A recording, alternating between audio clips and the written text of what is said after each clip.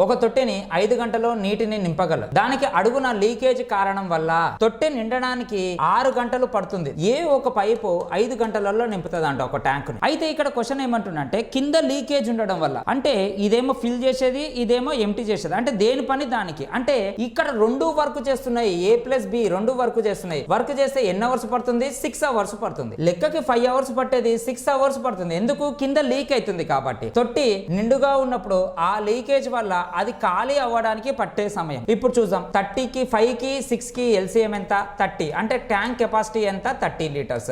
ఇప్పుడు ఇది ఎంత? 6. ఇది ఎవరు? A. ఇది ఎవరు? A+B. A+B ఎంత అవుతుంది? 5 అవుతుంది. ఎందుకు? ఇదేమో 6 లీటర్లు ఫిల్ చేస్తుంది, B రాగానే 5 లీటర్లు, అంటే అప్పుడు B కెపాసిటీ -1 అన్నట్టే కదా. ఇప్పుడు క్వశ్చన్ ఏమంటున్నా అంటే ఈ 30 లీటర్లను పర్ అవర్ కి 1 లీటర్ ఎంటీ చేస్తే ఎన్ని అవర్స్ పడుతుంది? ఆన్సర్ 30 అవర్స్ పడుతుంది. ఎన్ని అవర్స్ పడుతుంది? 30 అవర్స్ పడుతుంది. ఆప్షన్ ఎంత? ఏ అని అర్థం.